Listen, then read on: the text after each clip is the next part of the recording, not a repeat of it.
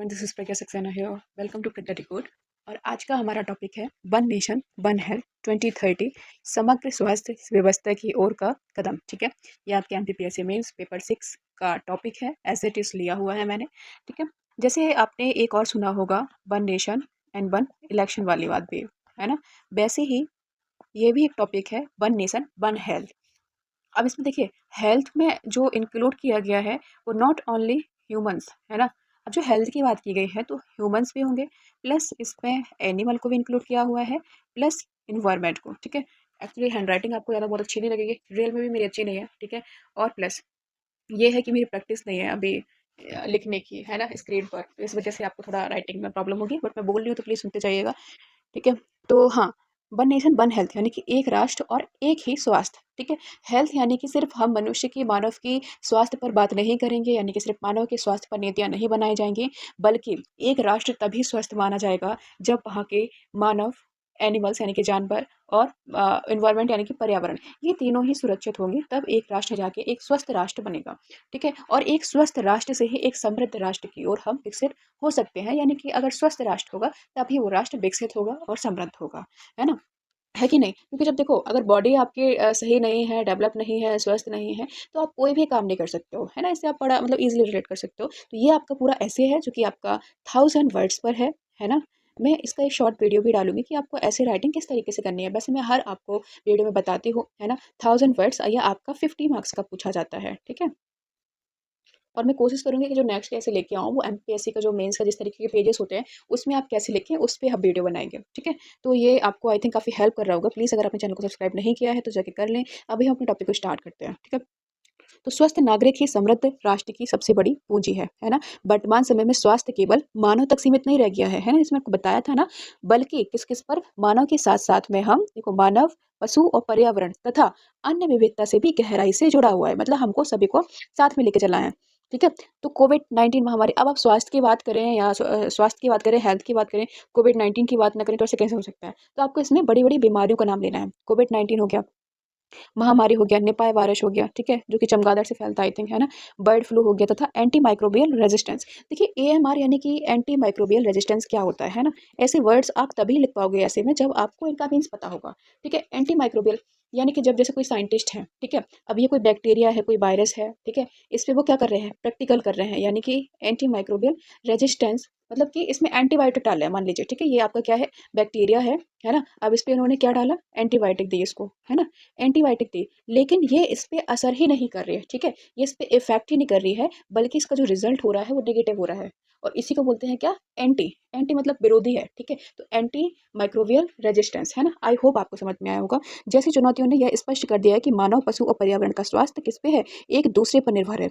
उसी दृष्टिकोण को अपनाते हुए भारत ने वन नेशन वन हेल्थ की अवधारणा को वर्ष, कौन से वर्ष तक, तो 2030 तक। अब देखिए, इसमें है जो आपका क्या हो रहा है, स्टैटिक भी कवर हो रहा है, ठीक है। जैसे एमपीपीएससी प्री में वन वर्ड में ही आ जाए, आपका वन सेंटेंस में क्वेश्चन पूछ लिया जाए कि one nation one health policy को कब तक कंप्लीट करना है, कब तक इसका लक्ष्य रखा गया है, तो 2030 तक, ठीक है। तो ऐसे राइटिंग से आपकी सिर्फ ऐसे राइटिंग ही मजबूत नहीं हो रही, बल्कि इससे आपके स्टैटिक टॉपिक्स भी कंप्लीट हो रहे हैं, ठीक है। इसका उद्देश्य समन्वित, समावेशी और टिकाऊ स्वास्थ्य व्यवस्था का निर्माण करना है, ठीक है। वन नेशन वन हेल्थ, जो जब भी आपको ऐसे लिखोगे तो उसका अर्थ जरूर लिखना है आपको। तो वन नेशन वन हेल्थ का आशय ऐसी स्वास्थ्य प्रणाली से है जिसमें मानव स्वास्थ्य, है ना, देखो आपको इन तीनों को ही बार बार करना है, मानव, पशु और पर्यावरण, ठीक है। मानव स्वास्थ्य, पशु स्वास्थ्य एवं वन्य जीवों का स्वास्थ्य तथा पर्यावरण सुरक्षा को एकीकृत रूप से देखा जाए। विभिन्न, अब देखो, सबकी बात की गई है तो सबके मंत्रालय भी आ जाएंगे, ठीक है। मंत्रालय के साथ में आपको क्या लेना है, अनुसंधान संस्थानों और स्वास्थ्य एजेंसियों के बीच समन्वय, यानी कि सभी मंत्रालय, अनुसंधान जो है, स्वास्थ्य एजेंसियां जो है, वो सब मिलकर काम करें, सब मिलकर कॉपरेशन करें, है ना। और रोगों की रोकथाम, निगरानी और नियंत्रण किया जाए, ठीक है। तो आई थिंक ये बड़ा आप समझदारी से लिख सकते हो। अब वन नेशन वन हेल्थ की क्या अवधारणा है, तो यहाँ पे देखिए, यूनोटिक नहीं, सॉरी, यहाँ पे क्या है आपका, जूनोटिक है, क्या है, जूनोटिक है ना। तो मैं आपको बता देती हूँ कि जूनोटिक डिसीज क्या होते हैं। जूनोटिक डिसीज, जूनोटिक डिसीज़ जो वो होते हैं, जैसे संक्रामक रोग होते हैं जो एक से दूसरे में फैलते हैं, ठीक है? तो ये एनिमल से या तो ह्यूमन्स में ट्रांसफ़र होंगे या तो ह्यूमन से एनिमल में ट्रांसफ़र होते हैं। तो ऐसी डिसीज़ को हम क्या कहते हैं? जूनोटिक डिसीज़ कहते हैं, ठीक है? ये बड़ा ही सिंपल है ना? तो हमें क्या करना है? जूनोटिक रोगों का बढ़ता खतरा लगभग वो माना गया है कि 75% जो नए संक्रामक रोग हैं, वो पशुओं से मनुष्यों में फैलते हैं। अब मनुष्यों से सॉरी पशुओं से मनुष्यों में, तो ये जस्ट उल्टा भी हो सकता है, ये दोनों ही चीज़ें ही करेक्ट हैं, ठीक है? फिर कोविड-19 की बात करेंगे हम, जैसी वैश्विक जो महामारी थी, एकीकृत स्वास्थ्य व्यवस्था की आवश्यकता सिद्ध की, ठीक है? फिर एएमआर मैंने आपको बताया हुआ है, तो ये एक बहुत बड़ी गंभीर वैश्विक स्वास्थ्य संकट बन चुका है ना? मतलब यानी कि जब आप बैक्टीरिया पे एंटीबायोटिक डाल रहे हैं, वो तब भी काम नहीं कर रहे हैं, कहीं न कहीं आप फेल हो रहे हैं। तो ये एक बहुत गंभीर वैश्विक संकट का विषय है, ठीक है? जलवायु परिवर्तन हो रहा है ना? बारिश नहीं हो रही है, सूखा पड़ रहा है, कहीं-कहीं पे बारिश बहुत ज़्यादा हो रही है, ग्लेशियर्स मेल्ट हो रहे हैं, पॉल्यूशंस की रेट बहुत ज़्यादा हो रही है। तो ये जलवायु परिवर्तन के कारण जो है, वो नए रोग और वाहक तेज़ी से फैल रहे हैं। खाद्य सुरक्षा एवं पोषण सुनिश्चित करने के लिए पशुधन का स्वास्थ्य रखना आवश्यक है। पशुधन को स्वास्थ्य नहीं पर स्वस्थ है, ठीक है? थोड़ा-सा यहाँ पे मिस्टेक्स हो गए तो प्लीज़ उसे क्लियर कर लीजिएगा।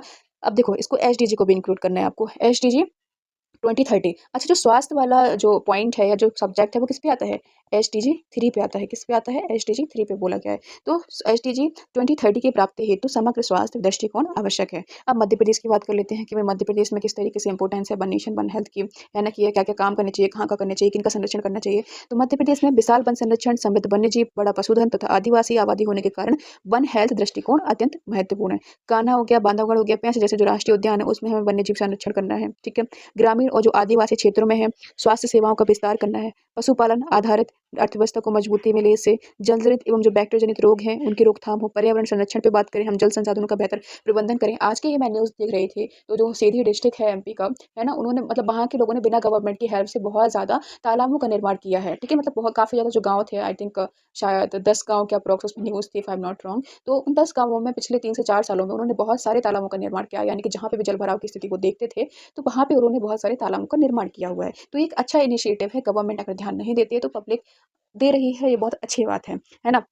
क्योंकि बोलते हैं कि पानी बिन सब शून्य होता है ना? तो लाभ क्या-क्या है अगर हम इस तरीके से वन नेशन वन हेल्थ की पॉलिसी को अपनाते हैं तो महामारी का शीघ्र नियंत्रण किया जा सकेगा भई। जब आप जानवरों को यानी कि पशुओं को, पर्यावरण को सुरक्षित रखने की बात करेंगे, तो ऑटोमैटिकली ही एक ह्यूमन बॉडी पे एक अच्छा इफ़ेक्ट पड़ेगा, ह्यूमन लाइफ़ की बॉडी पे अच्छा इफ़ेक्ट पड़ेगा और कहीं न कहीं जो हमारे एनवायरनमेंट है, वो पूरी तरीके से स्वस्थ रह पाएगा। स्वास्थ्य व्यय में कमी, जो हेल्थ इंफ्रास्ट्रक्चर में बहुत ज़्यादा बीमारियाँ हो रही हैं लोगों को, तो लोगों का जो परिवार है, जो जमा पूँजी होती है, वो किसी एक के बीमार होने पे पूरी की पूरी खत्म हो जाती है। तो ऐसी सिचुएशंस ना आने पाएँ, है ना? बेहतर सार्वजनिक स्वास्थ्य सेवाएँ हों, सुरक्षित खाद्य आपूर्ति हो, ठीक है? आजकल हर चीज़ में जो है कि कहने के लिए मिलावट होती है ना? कोई भी चीज़ हाइजीनिक नहीं है, ठीक है? हर चीज़ में मिलावट हो रही है। पशुधन उत्पादकता में वृद्धि, अभी आपने एक एमपी में कफ सिरप वाली न्यूज़ भी सुनी होगी, उसमें बहुत सारे बच्चों की डेथ हो गई थी।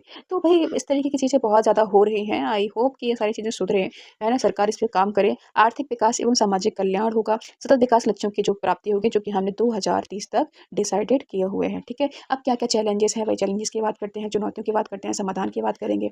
ठीक है? तो विभिन्न विभागों के बीच में यानी कि जो पर्यावरण मंत्रालय हो या आपका कहने के लिए स्वास्थ्य मंत्रालय हो, है ना? ठीक है? तो इन सब के बीच में समन्वय हो, कोऑपरेशन हो, प्रशिक्षित मानव संसाधनों की कमी जो है वो उसको सॉर्ट किया जाए। मतलब चुनौतियों की बात कर रही हूँ मैं यहाँ पे आपको, सिर्फ़ कमियाँ लिखनी है। ग्रामीण क्षेत्र में स्वास्थ्य अवसंरचना बहुत कमज़ोर है, हॉस्पिटल्स ही नहीं होते हैं, लोग बीमार होते हैं तो वो शहर की ओर भागते हैं। पर्याप्त वित्तीय संसाधनों की कमी है, डेटा साझाकरण एवं जो तकनीकी चुनौतियों की कमी है, जन जागरूकता का अभाव है। लोग मतलब अवेयर ही नहीं होते हैं, जब वो बहुत ज़्यादा सीवियर कंडीशन में आ जाते हैं तब तो जाके वो लोग दिखाने के लिए जाते हैं, ठीक है? जलवायु परिवर्तन हो रहा है, जैव विविधता का क्षरण हो रहा है, तो ये सारी की सारी क्या है चैलेंजेस हैं, ठीक है? अब हम बात करते हैं समाधान की, तो केंद्र और राज्यों के बीच मजबूत समन्वय होना चाहिए, कोऑपरेशन होना चाहिए, बात होनी चाहिए हेल्थ को लेकर, क्योंकि हेल्थ भी एक बहुत इंपॉर्टेंट सब्जेक्ट है हमारा। स्वास्थ्य हुआ, पशुपालन एवं पर्यावरण विभागों का संयुक्त कार्य, सभी लोग मिलकर कार्य करें। जिला स्तर पर वन हेल्थ सेल की स्थापना की जाए, अनुसंधान संस्थाओं एवं विश्वविद्यालयों को प्रोत्साहन मिलना चाहिए कि लोगों को वो अवेयर करें। डिजिटल हेल्थ एवं एआई आधारित निगरानी प्रणाली पर बात करें लोग। ग्रामीण स्वास्थ्य अवसंरचना को सुदृढ़ करना, ठीक है, मजबूत करें उसे, जन जागरूकता, लोगों के बीच में जागरूकता हो एवं सामुदायिक भागीदारी को बढ़ाना, पर्याप्त बजट आवंटन एवं निगरानी तंत्र की सुदृढ़ता हो, ठीक है? फिर लास्ट में हम निष्कर्ष लिखते हैं। निष्कर्ष में क्या लिखेंगे कि वन नेशन, वन हेल्थ केवल स्वास्थ्य नीति नहीं बल्कि समग्र विकास का दृष्टिकोण है। यदि मानव, पशु और पर्यावरण के बीच संतुलन स्थापित किया जाए तो भारत में केवल महामारी जैसी चुनौतियों का प्रभावी ढंग से सामना कर सकेगा।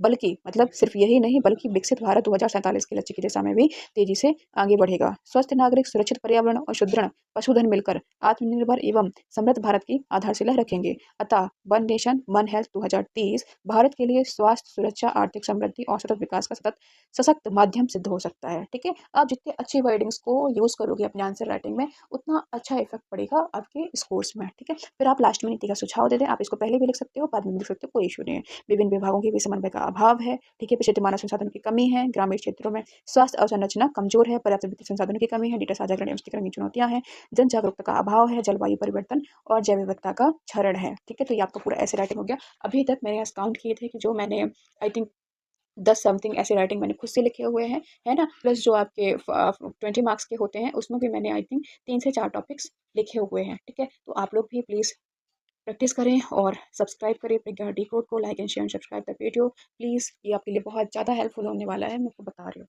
ठीक है, वीडियो पसंद आए तो प्लीज़ लाइक सब्सक्राइब करना बिल्कुल भी ना भूलिए। Okay, thank you so much, bye bye.